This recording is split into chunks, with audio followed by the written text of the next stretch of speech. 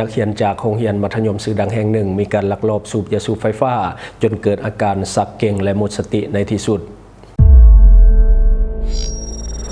Time to share D+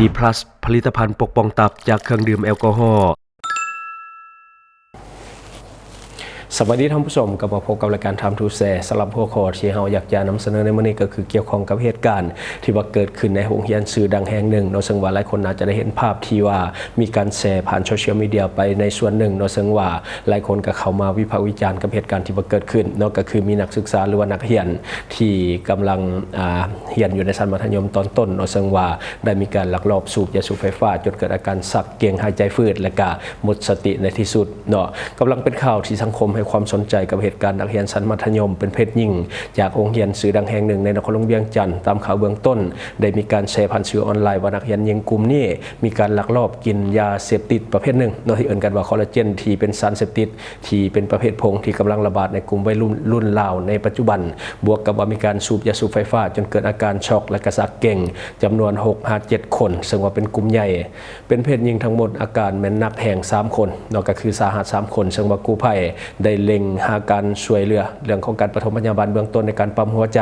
และล่าสุดก็คือหมดสติและนำส่งโรงพยาบาลที่ว่าอยู่ใกล้เคียงเนาะอันนี้ก็คือข่าวที่ว่าเกิดขึ้นในโลกโซเชียลของเราในปัจจุบันซึ่งหลายท่านน่าจะได้เห็นการแชร์เพราะว่าคนเข้าไปวิพากษ์วิจารณ์ค่อนข้างที่จะหลายเนาะเพราะว่าอยู่ในช่วงของการวัยเป็นนักเรียน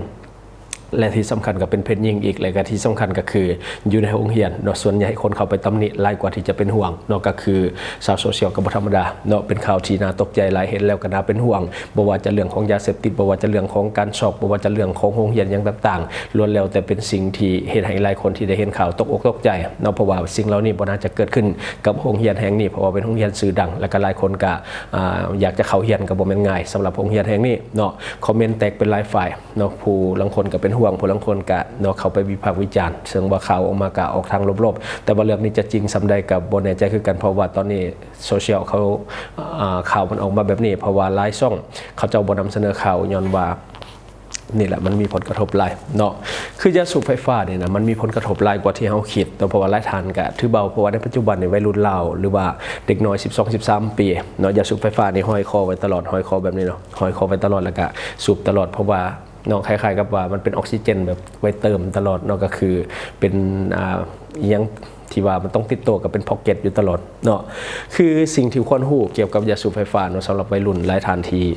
ถือเบาเนาะที่ยังบ่ทันได้รู้ยาสูบไฟฟ้าเนี่ยเป็นสิ่งที่ผิดกฎหมายสำหรับสปป.ลาวของเราก็คือห้ามจำหน่ายและก็ห้ามสูบเด็ดขาดเนาะเพราะว่ามันเป็นสิ่งที่ผิดกฎหมายและก็ยังเกิดห้ามขนาดประเทศจีนเป็นผู้ผลิตยาสูบไฟฟ้าตัวนี้แต่ว่าในประเทศจีนก็มีการเกิดห้ามบ่ให้นำใช้ย้อนหยังเขาจึงเกิดห้ามก็ย้อนว่ามันมีความอันตรายสูงประเทศจีนเป็นอันดับหนึ่งที่มีการผลิตยาสูบไฟฟ้าตัวนี้ขึ้นมาบ่ต่างหยังกับ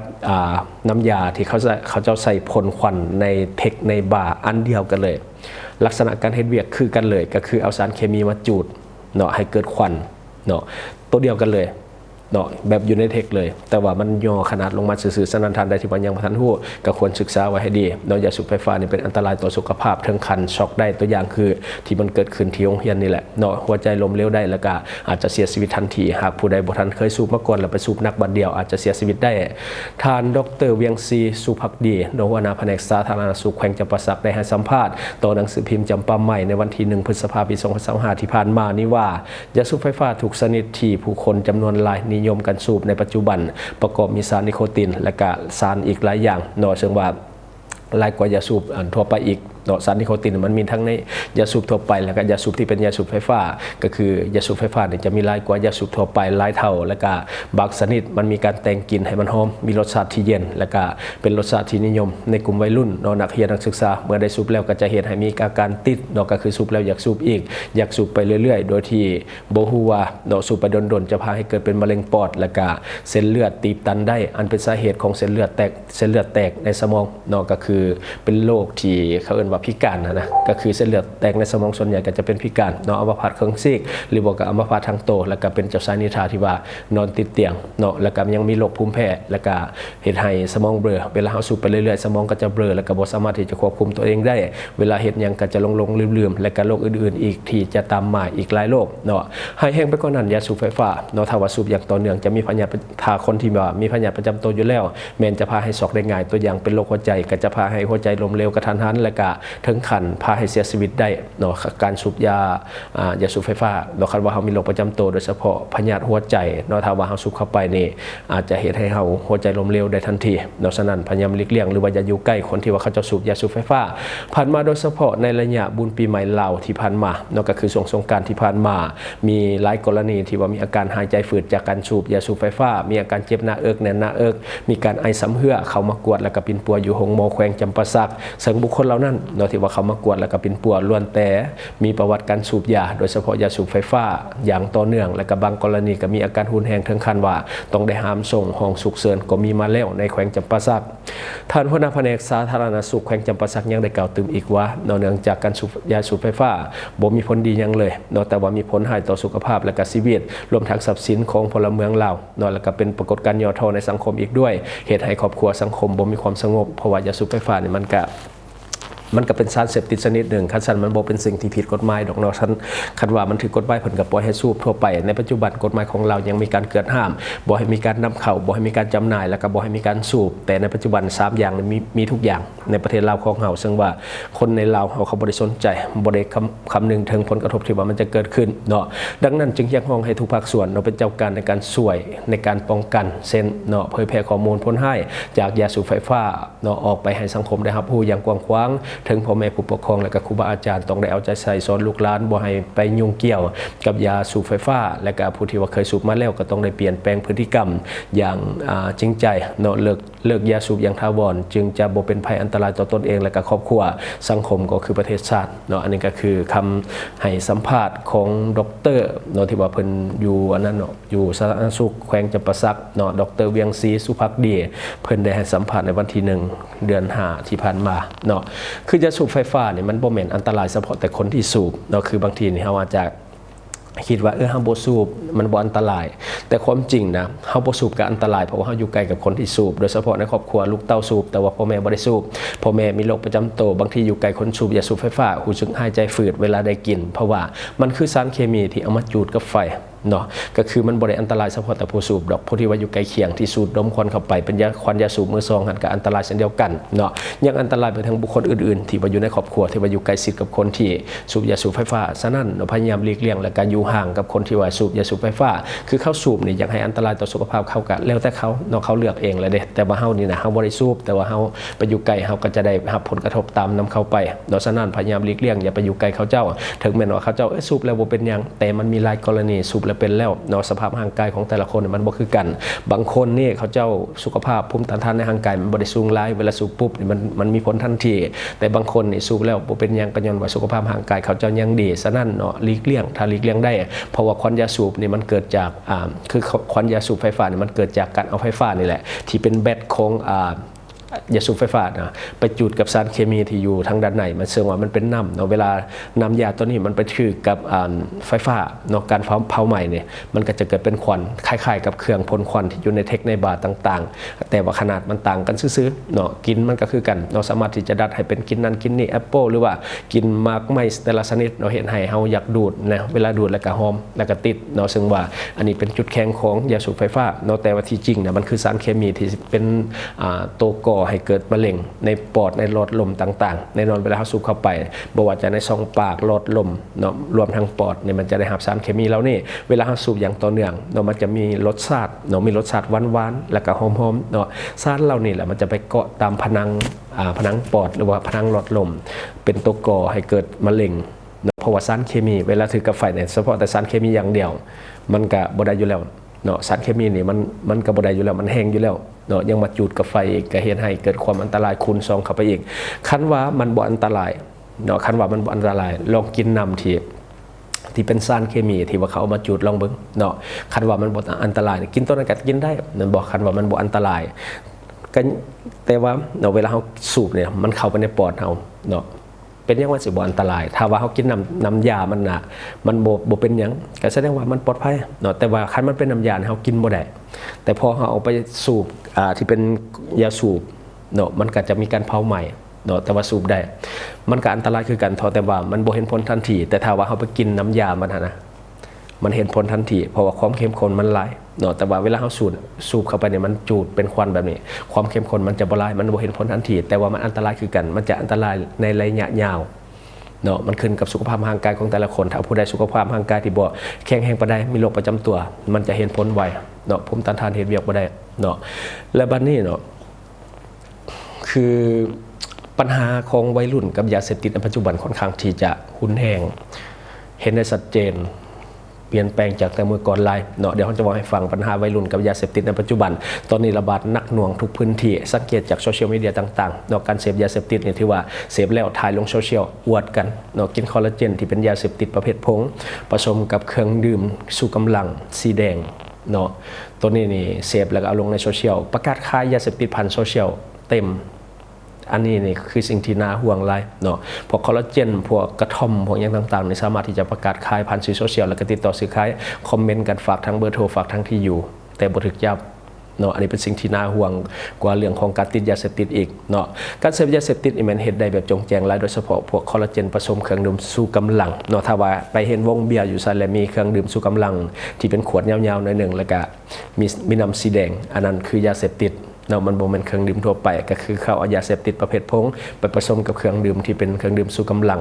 เนาะก็คือเฉพาะแต่เครื่องดื่มชูกำลังยี่ห้อนี้ก็แห้งแหละเนาะเขาเจ้านี่กินบ่ได้เลยหัวใจนี่บีบเขาตึบๆเนาะสิได้ไปห้องหมอทันทีแต่เขาเจ้ายังเอาผสมกับยาเสพติดอีกเนาะบ่แปลกเลยว่าเป็นหยังเนาะหลายกรณีที่ผ่านมากินตัวนี้เข้าไปเสียชีวิตทันทีมันบีบหัวใจเนาะยาเสพติดเนาะอันนี้ความอันตรายของยาเสพติดที่กำลังระบาดในกลุ่มวัยรุ่นเราในปัจจุบันและผู้เสพยาเสพติดนับวันนับอายุน้อยลงไปณปัจจุบันนี่อายุ9 ปี10 ปีเขาถึงยาเสพติดกินคอลลาเจนต้มท่อมเนาะต้มท่อมนี่ก็ถือว่าผิดกฎหมายในประเทศลาวเนาะต้มท่อมใช้ยาดีไอและยาดีไอที่ขายในลาวในปัจจุบันก็คือยาดีไอที่เป็นของปลอมก็คือยาเสพติดคือกันเอายาเสพติดผสมกับยาเสพติดเนาะมันบ่แม่นยาดีไอของแท้ที่สำหรับแก้วัดสำหรับเด็กน้อยนะที่ว่ามันมีกลิ่นหอมรสสตรอเบอรี่หรือว่ารสบลูเบอรี่อย่างต่างๆนี่แหละเนาะยาดีไอกับยาปลอมเนาะเวลากินนี่อันตรายคูณ2เนาะในบ้านเอาในปัจจุบันน่าห่วงเพราะว่าอายุ9 ปี10 ปีนี่ไปโรงเรียนนี่ไปนำรุ่นอ้ายนี่กินละต้มท่อมกินคอลลาเจนเนาะดีที่ว่าบ่ซอกตายแล้วเพราะว่าอายุยังน้อยเวลาไปเจอยาเสพติดที่ว่ามันมีความแห้งนี่ส่วนหลายมันจะซอกเนาะซึ่งในปัจจุบันผู้ติดยามีเพศหญิงหลายขึ้นกว่าเมื่อก่อนผู้ที่ว่าเสพยาส่วนใหญ่จะเป็นเพศชายแต่ในปัจจุบันเพศหญิงนี่ถือว่าหลายขึ้นและล่าสุดที่ว่าเป็นข่าวเนาะก็คือเพศหญิง 6-7 คนลักกินยาเสพติดในโรงเรียนเนาะอันนี้เป็นสิ่งที่น่าตกใจอีกอย่างนึงเนาะคือเวลาผู้หญิงเมายาเนี่ยเฮาฮู้อยู่สภาพเนาะเวลาผู้หญิงเมายาอยู่กับกลุ่มผู้ชายหลายๆเนาะมันจะเกิดอย่างขึ้นที่มันตามมาก็คือเรื่องพตพก็คือเรื่องเพศสัมพันธ์หรือว่าพยาธิติดต่อทางเพศสัมพันธ์หลายเนาะห้องหมอใหญ่อยู่ทางดอนก่อยเพิ่นกวดซุ่มกวด 5,000 กว่าคนติด400 ปลายคนวัยรุ่นทั้งนั้น10 ปลายปี20 ปลายปีต้นๆเป็นหยังจึงติดเอดส์หลายปานนั้นส่วนหนึ่งก็มาจากยาเสพติดเวลาเมาแล้วก็มั่วซุ่มเรื่องเพศสัมพันธ์อันนี้เป็นสาเหตุหนึ่งที่น่าห่วงหลายเนาะวัยรุ่นลาวในปัจจุบันนี่มีเพศสัมพันธ์กับวัยขึ้นอายุ10 ปลายปีเริ่มมีละเนาะอายุ 8-9 ปี10 ปี11-12 ปีกินยาเสพติดแล้วยาเสพติดเป็นปัญหาหนึ่งเนาะที่ก่อให้เกิดเรื่องของพยาธิติดต่อทางเพศสัมพันธ์เพราะว่าเสพยาเมาแล้วก็มั่วซุ่มกันเองเนาะไปกินยากับหมู่นี่แหละแต่ว่าเวลาเมาแล้วมันบ่เป็นหมู่อายุ 12-13 ปีติดทั้งยาติดทั้งเพศสัมพันธ์ติดทั้งโรคเนาะไปเบิ่งโหลดข้อมูลเกี่ยวกับเอดส์ในลาวนี่สถิติการติดนี่ส่วนใหญ่มีแต่สายปาตินนี่แหละสายยาเสพติดนี่แหละที่ว่าติดเอดส์เพิ่มขึ้นตัวเลขใหม่ๆเนาะอันนี้เช็คได้เลยเนาะมีไลน์เนาะอันนี้ข้าพเจ้าก็ได้รับข้อมูลไลน์อยู่แต่ว่ามันมีบางข้อมูลที่มันเว้าบ่ได้เนาะปัญหายาเสพติดนี่เขาถึงได้ง่ายกว่าเมื่อก่อนนี่ก็อันเป็นอีกสาเหตุหนึ่งนี่แหละคือซุมื้อนี่ค่าขนมลูกไปโรงเรียน 10,000 20,000ก็สามารถซื้อยาบ้าได้ละ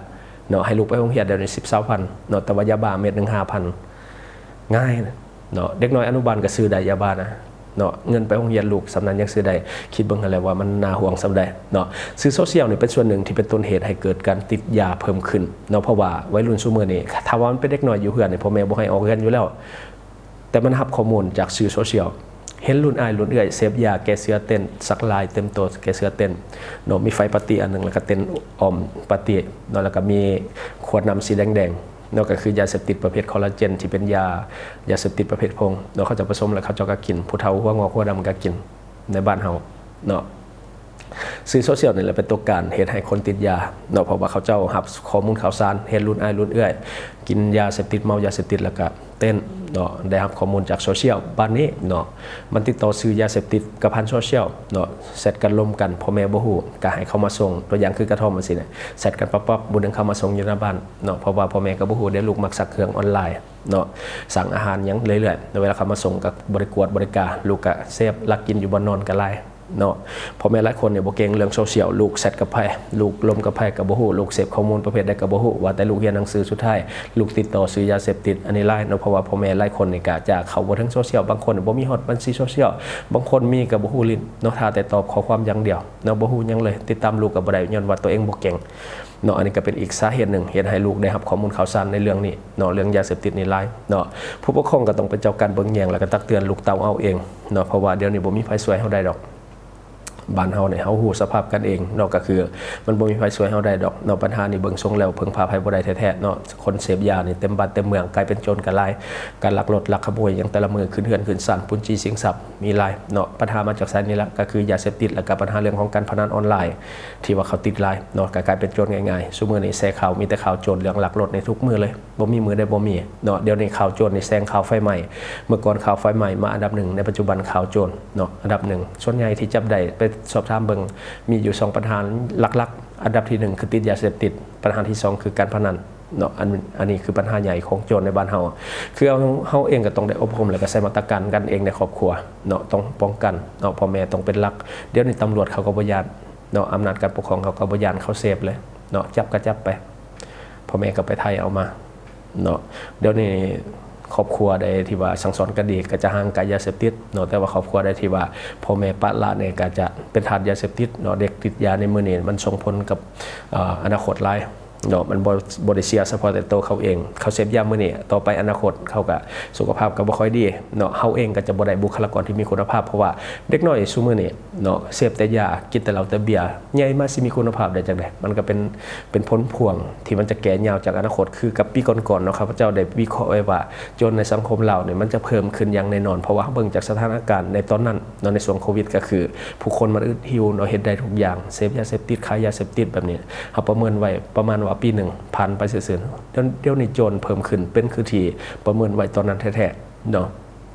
คือเด็กน้อยติดยาในมื้อนี้เนี่ยมันจะส่งผลเสียระยะยาวหลายอย่างบ่เฉพาะแต่สุขภาพเขาเองแล้วก็เฮาก็จะบ่มีบุคลากรที่มีคุณภาพเพราะว่าผู้ใดก็ติดยากินเหล้ากินเบียร์แต่น้อยเนาะสมองมันก็บ่ดีเนาะมันก็จะเพิ่มปัญหาเรื่องปรากฏการณ์ย่อท้อในสังคมที่มันจะเกิดขึ้นเป็นโจรกันหลายขึ้นเนาะขณะปีกายนี่วิเคราะห์น้อยเดียวมาปีนี้โจรเพิ่มบักหลายๆเนาะตอนนี้ก็คือกันน่าห่วงเนาะมีแต่คนติดยาต่อไปในโจรจะร้ายกว่าบุคลากรที่มีคุณภาพด้วยซ้ำเนาะอันนี้คือสิ่งที่น่าห่วงและคนน่าจะเห็นแหละสภาพการที่ว่ามันเกิดขึ้นคันผู้ใดที่ว่าใช้โซเชียลก็น่าจะเห็นเนาะว่าบ้านเฮานี่มันเกิดยังขึ้นในปัจจุบันเนาะน่าห่วงแท้ๆเนาะอันนี้ครอบครัวก็ต้องเป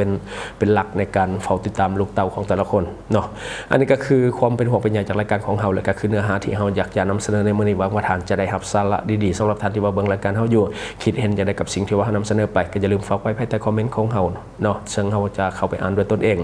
งแล้วก็ขอฝากสำหรับท่านใดที่ว่ายังดื่มเหล้าดื่มเบียร์แล้วก็ยังเลิกบ่ได้เถอะเนาะแน่นอนเฮาฮู้นำกันอยู่แล้วว่าฤทธิ์แอลกอฮอล์นี่มันทำลายเซลล์ตับโดยกงเวลาเฮากินต่อเนื่องเนาะตับก็จะแข็งขึ้นเรื่อยๆเพราะว่าเซลล์ตับมันตายได้เนาะแล้วก็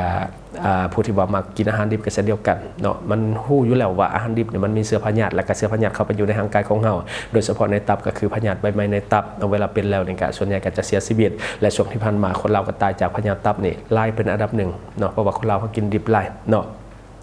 ฉะนั้นอย่าลืมปกป้องตับของท่านไว้ก่อนด้วยผลิตภัณฑ์ดีพลัสของเฮาและตัวนี้ยังเป็นยาแก้เมาค้างได้ดีสำหรับท่านใดที่ว่ากินแล้วกลางคืนนอนตื่นเช้ามันยังเมาค้างกินตัวนี้ใส่เนาะไปเฮ็ดเวียกได้ปกติแล้วก็ขอฝากสำหรับคนลาวเนาะในปัจจุบันเงินกีบยังอ่อนค่าอยากให้ทุกคนช่วยพยุงค่าเงินกีบให้กลับมาแข็งค่าดังเดิมแล้วก็อย่าลืมส่งเสริมสินค้าที่เป็นของคนลาวที่ผลิตภายในลาวเพื่อลดผ่อนการนำเข้าสินค้าที่บ่จำเป็นจากต่างประเทศและสำหรับท่านที่ว่าเบิ่งรายการเฮาอยู่ถ้าคิดว่ารายการของเฮามีสาระหรือว่ามีประโยชน์อยากส่งเสริมอยากซัพพอร์ตอยากจะให้กำลังใจทีมงานของพวกเฮาก็อย่าลืมกดติดตามช่อง องเพราะว่าการกดติดตามช่องถือเป็นช่องทางเดียวแท้ๆที่จะเห็นให้ทีมงานของเรามีรายได้และก็มีกำลังใจในการผลิตคอนเทนต์ดีๆแบบนี้ให้ท่านได้ชมเรื่อยๆอย่าลืมให้กำลังใจทีมงานของพวกเราโดยการกดติดตามช่องขอขอบใจสนใจโฆษณาประชาสัมพันธ์ธุรกิจและผลิตภัณฑ์ของท่านผ่านรายการของเราสนใจติดต่อตามข้อมูลที่ขึ้นหน้าจอในปัจจุบันได้เลย